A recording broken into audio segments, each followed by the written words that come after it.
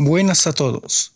El día de hoy traigo un video bastante particular y con una temática demasiado popular en YouTube, que son los icebergs. En esta ocasión traeré unos sobre asesinos en serie que por cierto decidí ordenarlos a mi modo, los cuales a medida que van avanzando los niveles, mayor es su nivel de peligrosidad. Empecemos. Nivel 1. Charles Manson. Conocido criminal estadounidense, fundador y líder de La Familia, un grupo que perpetró varios asesinatos, entre ellos el macabro asesinato de Sharon Tate, mujer de Roman Polanski, y sus invitados en 1969.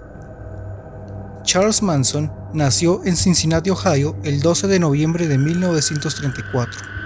Hijo ilegítimo de una joven adolescente de 17 años, Catherine Maddox. Vivió con su madre, la cual tenía problemas con el alcohol, unos años hasta que, por medio de un robo, reunió el dinero necesario para independizarse. A los 14 años fue detenido por primera vez y a partir de ese momento su vida transcurrió entre fugas e ingresos en prisión. Se casó 2 veces, la primera con una enfermera de 17 años con la que tuvo su primer hijo y la segunda vez con una prostituta con la que tendría su segundo hijo. Manson decía haber encontrado un significado en la canción Helter Skelter de los Beatles, interpretando en ella que los afroamericanos iniciarían una guerra civil contra los blancos de la que saldrían vencedores. Con ello, consiguió manipular un total de 144,000 personas. Manson daba largos discursos a sus seguidores, a los que se refería como la familia, en los cuales hablaba de la llegada de un supuesto apocalipsis. Sus teorías se basaban en una libre interpretación de la Biblia y en los mensajes ocultos de las canciones. La noche siguiente del asesinato de Sharon Tate, Manson entró en la casa del empresario Leno LaBianca y su mujer Rosemary en las afueras de Los Ángeles, que tras asegurarles que no se les haría daño, los ató y finalmente 3 miembros de la familia fueron quienes los asesinaron de manera brutal. Charles Manson fue sentenciado por conspiración el 25 de enero de 1971 y el 29 de marzo del mismo año a pena de muerte. Esta sentencia fue más tarde conmutada por cadena perpetua después de que la Corte Suprema de California aboliera la pena de muerte en ese estado. El 5 de septiembre de 1976, otro miembro de la familia, Lynette Squeaky Fromm, intentó asesinar sin conseguirlo al presidente Gerald Ford. Tell me in a sentence who you are.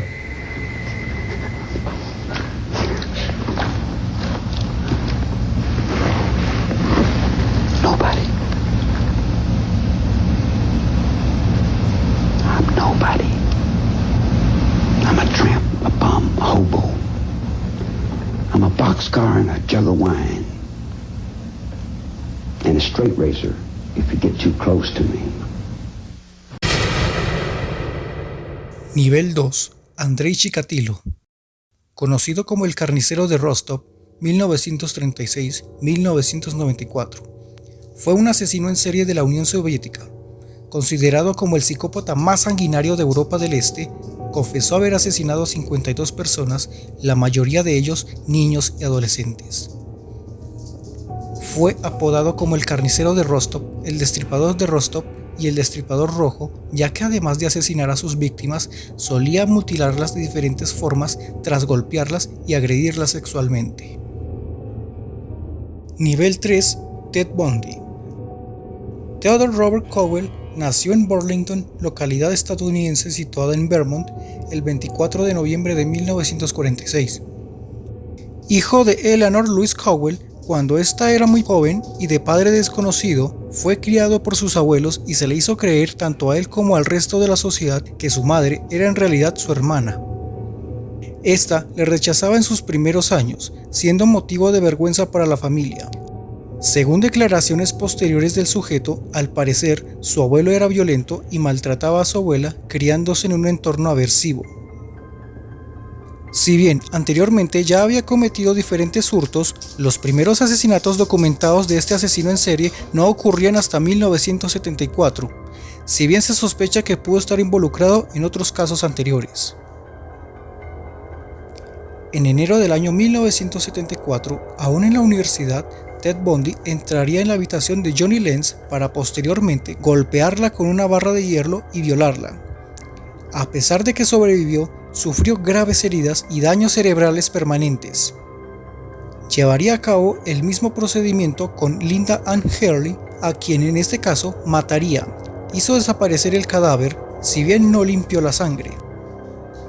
Esta muerte daría inicio a una cadena de asesinatos en el que desaparecieron numerosas jóvenes estudiantes, siendo algunas de ellas Carol Valenzuela, Nancy Wilcox, Susan Record, Donna Mason, Laura Aimee, Brenda Ball, Georgianne Hawkins, Melissa Smith o Karen Campbell, entre otras muchas. Nivel 4. Paul John Knowles, el asesino Casanova. Paul John Knowles, conocido como el asesino Casanova, nació el 17 de abril de 1946 en Orlando, Florida.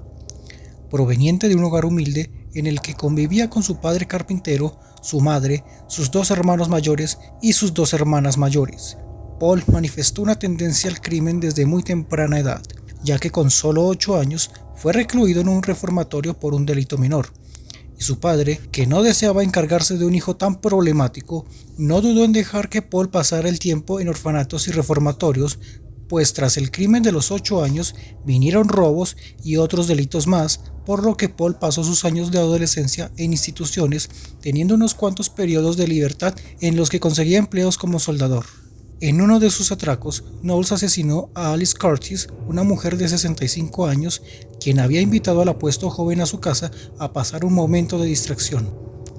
De manera imprevista, su ocasional pareja atacó a la mujer y la amordazó. Ella murió asfixiada y el hombre se llevó las joyas que halló. Las víctimas caían rendidas ante sus encantos, los llevaban a casa y luego las asesinaba sin piedad. Tras la nueva sensación de matar a una persona, el criminal sintió placer. Después de su primer asesinato, el 26 de julio de 1974 y hasta su muerte, 18 de diciembre de ese mismo año, Knowles les quitó la vida a otras 19 personas. En ese lapso, mantuvo una relación con la periodista Sandy Fawkes. Nivel 5. Luis Alfredo Garavito. ¿Por qué? ¿Por qué? ¡No! ¡No! ¡No quiero más!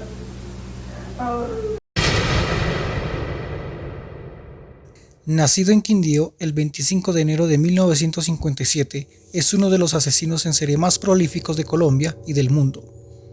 Es el mayor de 7 hermanos y utilizó a manera de defensa propia y para parecer víctima el testimonio de que en su infancia vivió la falta de afecto y el maltrato físico por parte de su padre. Cabe aclarar de que la mayoría de las personas que sufren estos maltratos no poseen cualidades asesinas ni rasgos pedófilos. Según su testimonio, fue víctima de abuso sexual. En un principio, los crímenes de Garavito pasaron casi inadvertidos para los colombianos hasta que cometió una cadena de asesinatos en el departamento del Valle y luego en Pereira que alertaron a todo el país y estremecieron al mundo hasta el punto de que la Amnistía Internacional, el Parlamento Europeo y la ONU enviaron misiones para seguir el caso. En Colombia lo describen como un astuto asesino, un criminal escurridizo y un sádico solitario. Pero también está claro que, cualquiera que sea su personalidad, la creciente desintegración de la sociedad colombiana proporcionó el entorno perfecto para que este maniático sexual pudiera operar sin ser capturado durante 7 años. El 24 de junio de 1998, los cuerpos de 3 niños de 9, 12 y 13 años fueron hallados sin vida en la finca de la Merced en Génova, Quindío, con evidentes signos de tortura y desmembración de algunas de sus extremidades. Los menores fueron vistos por última vez 5 días antes en el parque central del municipio en compañía de un adulto, quien al parecer les ofreció 2.000 pesos a cada uno para que le ayudaran a buscar una res en fincas cercanas a Génova. En un comienzo se orientó la investigación hacia la prostitución infantil, el satanismo, el tráfico de órganos y la pedofilia. Con base en un cruce de información entre el CTI de Tunja, Armenia y Pereira, se logró establecer que los casos de desaparición de menores en esas ciudades guardaban similitud, ante lo que se confirmó un álbum de 25 fotografías de posibles sospechosos. Mediante el cruce de información entre los diferentes equipos investigativos, se estableció que una de las fotografías del álbum con el nombre de Bonifacio Morena Liscano correspondía a Luis Alfredo Garavito Cubillos, persona sobre quien pesaba una orden de captura de la Fiscalía 17 especializada de Tunja por el homicidio de un niño de 12 años de edad. Nivel 6. John Wayne Gacy Pogo, el payaso asesino. El 17 de marzo de 1942 nacía en Chicago John Wayne Gacy, el asesino en serie que conmocionó a la opinión pública americana de la década de los 70 por pasar de ser un ciudadano ejemplar a terrible homicida psicópata. El modus operandi del payaso asesino partía del engaño. O bien se ofrecía a llevar a sus víctimas en su coche o les citaba en su casa con la excusa de ofrecerles un trabajo de albañil en su empresa. Una vez allí, los drogaba con cloroformo, les llevaba a su sala del terror, donde se encontraba un completo instrumental de tortura y se deleitaba llevando a la práctica su sodomía. Finalmente los estrangulaba y enterraba los cuerpos sin vida en el jardín o en el sótano. Entre 1972 y 1978 asesinó a 33 personas, todos eran menores de edad. Su casa comenzó a ser famosa por el olor que desprendía, un hedor putrefacto de carne en descomposición. De todas las víctimas, solo dejó con vida a Jeffrey Regnall, un adolescente cuya declaración fue concluyente para el futuro del payaso asesino. Sus actos criminales llegaron a su fin en diciembre de 1978 tras la desaparición de un adolescente de 15 años que había acudido a la casa del payaso Pogo a pedir trabajo. La policía abrió una investigación y descubrió que John Wayne ya contaba con antecedentes penales y había estado en prisión en 2 ocasiones por acoso, agresión y violación de adolescentes. La policía consiguió una orden de registro de su casa y se encontró con un amplio instrumental de tortura. Wayne confesó sus crímenes facilitando la tarea de localización de víctimas dentro de su casa y dibujando un mapa del lugar donde yacían los cuerpos en descomposición. La explicación del hedor que rodeaba el hogar del payaso por fin cobraba sentido. Nivel 7. Harold Shipman, el Doctor Muerte. El médico británico Harold Shipman, conocido como el Doctor Muerte, fue el asesino serial más prolífico de la historia del Reino Unido, creyéndose que sus víctimas, asesinadas todas con inyecciones de morfina, podrían ascender a unas 270 o incluso más. La carrera asesina de Harold Shipman no despegó con fuerza hasta 1992. Shipman abrió en Hyde un consultorio en el que trabajó como médico de familia, atendiendo a más de 300 pacientes e inyectando letalmente a muchos de ellos. Durante esa etapa asesinó de forma sistemática a lo largo de 5 años y pico, siempre inyectando altas dosis de morfina a pacientes indefensos de edad avanzada, en su mayoría mujeres que pasaban los 75 años y que solían fallecer tarde y en general sin gente alrededor. Para pasar desapercibido, Shipman elaboraba un acta de defunción en la que afirmaba que el paciente había muerto por causas naturales. Estas actas eran enviadas a un médico que en teoría debía de confirmar el diagnóstico de defunción, pero que en la práctica se limitaba a confirmar los certificados, fiándose de sus colegas y dejándose llevar por su comodidad. Así, Shipman aprovechaba esta situación y apuraba a los familiares de sus víctimas para que mandasen a incinerar los cadáveres de sus familiares. La doctora Linda Reynolds, quien estaba preocupada por el insólito índice de defunciones que se presentaban en los pacientes de Shipman y por el hecho de que la cremación fuese tan realizada en los pacientes fallecidos de Shipman, quien en opinión de Linda Reynolds estaba matando a sus pacientes, aunque ella no tenía claro si era por pura negligencia o si había intención. Sea cual fuera el caso, la doctora Reynolds decidió ir a visitar a John Pollard, quien en marzo de 1998 ocupaba el puesto de jefe de medicina legal del Distrito Sur de Manchester. Tras las denuncias de Linda, la policía comenzó a investigar, pero, a falta de avances, las investigaciones se detuvieron el 17 de abril de 1998.